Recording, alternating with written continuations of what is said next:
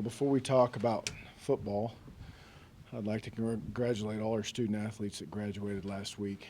It was pretty cool uh, to see them and their families celebrating a wonderful accomplishment that for some of them, they were the first ones in their family to earn a college degree. And, we ask a lot of these young people, and I'm awfully proud of the way they've performed and happy for them.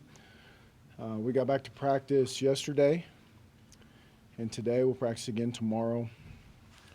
Practice has gone well. We're starting to turn more of our focus towards Arkansas, still getting some good work, still getting some reps for the younger players. Our guys now have a little bit of downtime mixed in with football, and here in a few days we'll get ready to travel to Charlotte and take on a very talented Arkansas team. Our way. What can you say in terms of the development of Josh Neiser and tackling? He was a guy who was a little bit of a project coming in. What do you see from his development? I've been really proud of Nige. Continues to get better. He's very diligent. He cares. Works incredibly hard. Is very talented. Is a big, strong, athletic young man that has helped this football team twofold, really, because it's allowed us to move John to the right side, which is, in my opinion, made John a better player on the right side, and having Nige over there on the left side, developing and getting better every day, has been a huge benefit to the team. What is that difference? Why is, in simple terms, why is John better on the right? Oh, I don't know. I just think he fits better over there. It's, I don't know if there's any one thing other than Nige is a little more natural on the left side, and John, I think, in my opinion, is just a better fit over there on the right. Plus, he gets to play next to Augie, and they're like brothers over there. So. You sense any additional excitement from the Thomas being on the play in his hometown? Oh, I think he's excited as he gets. He's a pretty quiet kid for most part, but he is fun to be around on game day. He is a competitive kid, and I know he'll be excited. I'm sure he'll have a bunch of people there and cheering him on. How have you seen him develop this season? Well, I think the biggest question coming in, and again, I wasn't here last year, but just my sense of it has been just being dependable with all the calls. He's been very talented in terms of playing man coverage, but and some of the different things we do in the secondary, being accountable and zone coverage, having his eyes in the right place, has continued to get better. To help us do some different stuff back there. And part of bowl prep is you get a chance to see some younger guys that were scout teamers or whatever during the course of the season early in practice. You've seen some guys that maybe jumped out as guys that have really progressed from what you saw in August and September, and now you get a chance to focus on a little more. Yeah, I'm excited about our young offensive linemen. They're not certainly. I'm trying to temper excitement. They're a long ways away from being productive players for us, but you can see their development, or their strength development, knowledge development. All of those guys have done a good job. Tyree Rogers continues to improve his overall strength. I looked the other day. I can't remember the exact weight that he's gained, but he looks a lot bigger and stronger out there. Phil Patterson's another guy that continues to do a great job on the scout team, and it's been fun to get him out there running our stuff again. And then we talked a little bit about Belmar last week, but he continues to show flashes of being a bigger athlete that'll help us down the road. What's an update on Shy McKenzie? He sort of disappeared from our view. What do you mean an update on him? How's he been practicing? Is he completely healthy? No, he's not healthy. Setback in one of the knees or something? No. You know how I am about injuries. Just not healthy. But it is an injury thing. Play at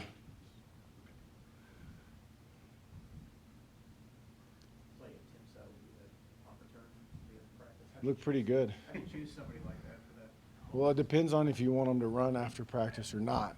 So I had decent confidence in Tim catching it. So plus he's a guy everybody loves. So we threw him back there. It was not an easy punt to catch either. I mean, it was up in the rafters. He did a good job. Obviously, everybody was very appreciative of his efforts. Do you want them to run? Who do you think? Oh, I don't know. We haven't got to that yet. We don't even give them a choice most of the time. When you, obviously we get to a point, I guess, in a lot of upperclassmen careers now, that the careers of upperclassmen, they start thinking about what they're gonna do beyond playing, and, just, who do you think might be sort of best suited as a coach out of these? Out of our Sam, seniors? obviously, Sam's Yeah, given. they're all too smart to get into this profession. You know, Sam's the logical one. I think there's several of them that if that's the direction they wanted to go, would be very good at it. When you look at those seniors and how intelligently they play the game, how team-oriented they are, I think they would all have a good opportunity if that's the direction that they went. But fortunately for all of us, I think most of them have other interests that they'd like to pursue.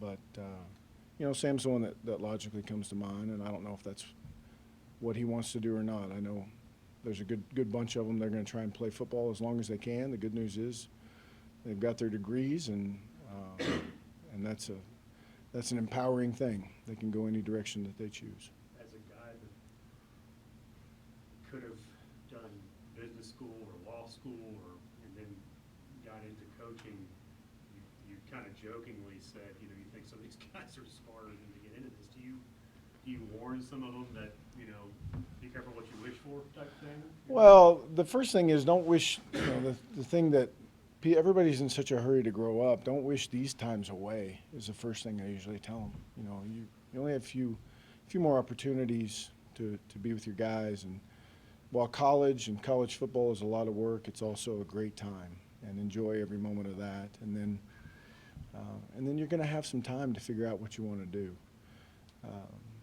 But anybody that wants to coach, that's sit down and wants to ask me about it, we usually talk about what the profession's like, and you certainly got to be willing to move and work some long hours in order to try and make it. It's a pretty competitive business.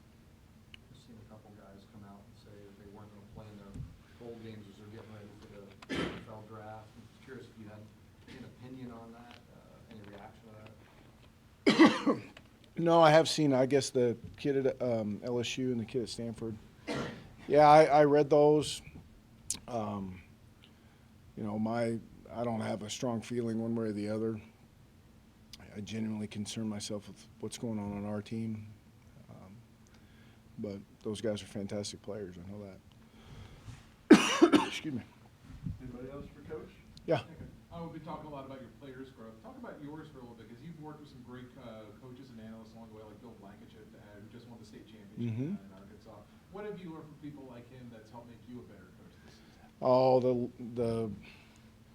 I could spend all day talking about the influences that I've had. I've been really lucky along the way to be around great people. When I look back at my life, the people that were in my home, my mom and dad, my sister had huge influences on my life. Now my wife and kids have huge influences on my life. But outside of my home, the other people that have always had big influences were my coaches.